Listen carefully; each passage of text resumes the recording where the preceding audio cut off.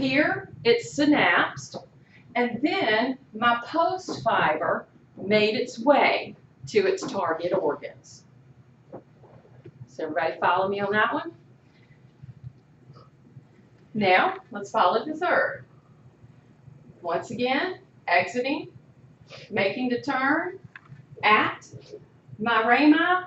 This time, I synapsed in my ganglion, but note, this time, when I synapsed in my ganglion, I came back through the gray ramus and exited by way of the spinal nerve, and that pretty much led to skin and skeletal muscle, that pathway.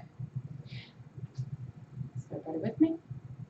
The fourth one, once again, make my turn in my rami.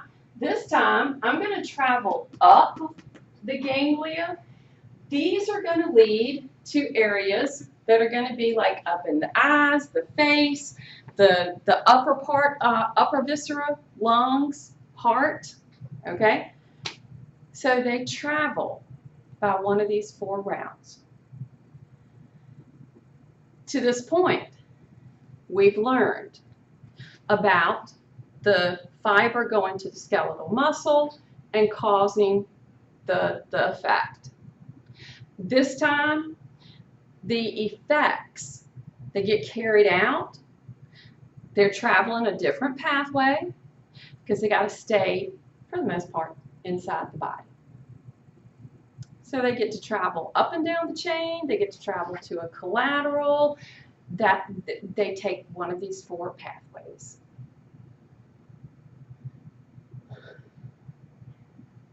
Yes? Wasn't that kind of easy? Yeah. So the pathways are pretty easy to follow for this sympathetic division. Pretty much the short pre-fibers, long post fibers for the sympathetic division. Like I said, one of the pathways, some can end directly in a ganglia, right there as they come by that rami, okay? Some can travel up or down the chain. Some can go to their collateral ganglia. Now, when we say that they pass through the chain without synapsing and make it to the collateral, that little branch that takes it to the collateral, they just call that a splanchnic nerve. Just an extra term to add in there because it takes a little extra route to get to the collateral for the splanchnic nerve. And those are the ways that a transmission can take place for the sympathetic division, which to me is kind of cool. So the sympathetic division, the goal, speed it up.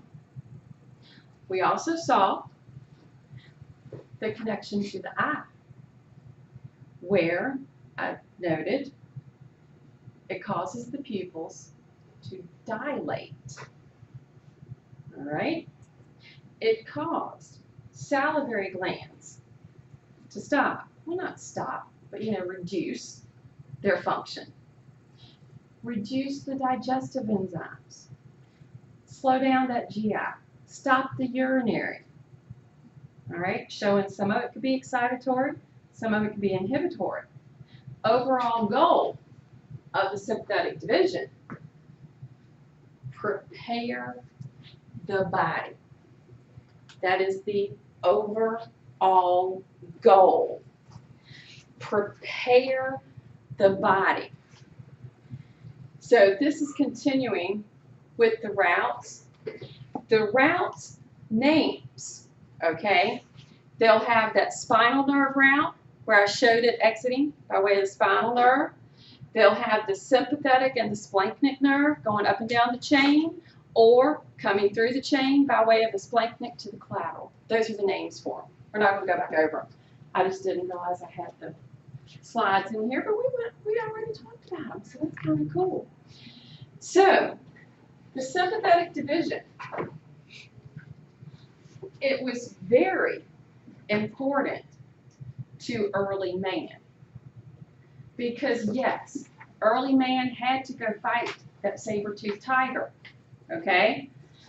For us now, the dangers, the fears, the angers, okay, things are not quite like it was for early man. However, system can, in some cases, stay in overdrive, which can lead to different things. There are actually different diseases, like Addison's disease and so forth, that are part of like the adrenal medulla and the release of these chemicals and so forth.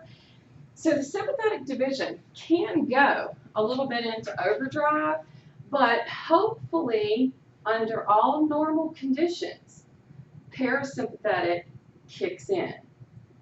Now in this sympathetic division, because those collateral ganglia are located where they are, what we're going to say, we have a network of our abdominal aortic plexus, and this is going to end up having the nerves that are present wrap around the aorta descending through the abdominal region.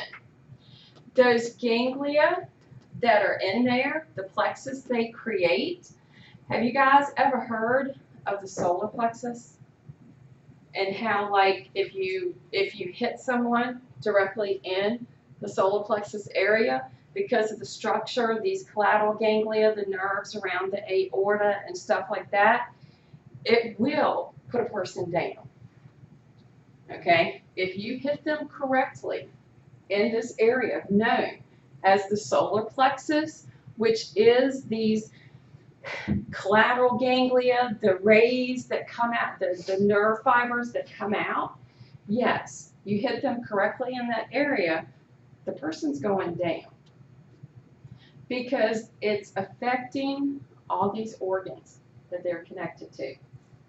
And it will cause them to literally for a split second, just stop. Yeah, for the sympathetic division. So hopefully when that sympathetic division kicks in and all the effects that it creates, because that's what it's doing.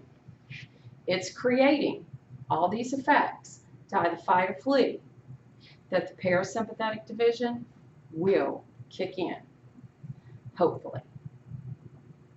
Now, does that always happen? No, Sometimes it takes other things to calm down, but hopefully that's the goal. Take a break, be back at 10:30.